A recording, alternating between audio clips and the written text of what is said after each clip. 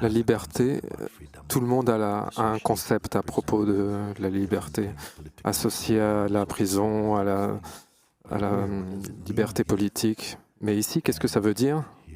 Ici, cela veut dire que l'être humain devient éveillé à la vérité, à la vraie nature, pas conceptuellement, mais comme une expérience vivante, continuelle. Quand tu es libre de l'égoïsme, quand tu es libre de la personnalité qui te submerge de pensées, qui te submerge de peur, la peur de la vie ou la peur de la mort. Certaines personnes ont peur de la vie aussi. De trouver cette naturelle joie et cette paix qui n'est pas entourée par une histoire ou un contexte, quelque chose qui est arrivé. Tu as reçu un salaire supplémentaire ou qui a augmenté. Non, c'est un bonheur qui est synonyme de ta propre existence.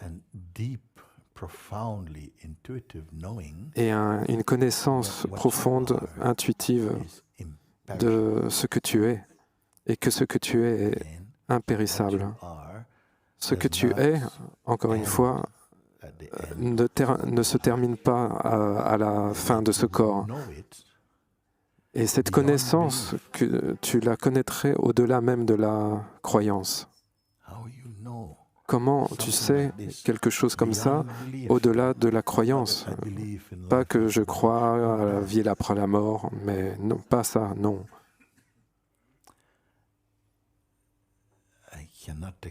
Je ne peux pas l'expliquer. Tu en viens à savoir avec une certitude et une affirmation qui ne vient pas des livres. Cela doit être quelque chose qui vient de l'intérieur de l'être. Nous ne savons pas les choses seulement parce que on a étudié des choses à partir des livres ou d'autres études. Non, c'est un savoir qui se sait par la grâce et qui arrive par synchronicité et harmonie de la vie. Et ce n'est pas tellement une connaissance des choses, mais une connaissance de ce que la vie est et de qui vous êtes. Mais ce n'est pas un savoir conceptuel que tu gardes dans la tête.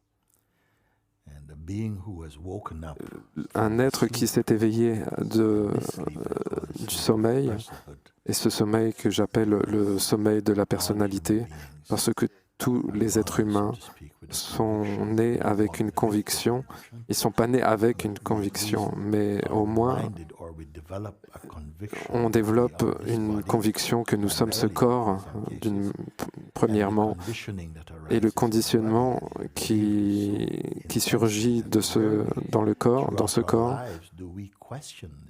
Et tout ce conditionnement, est-ce que nous le questionnons?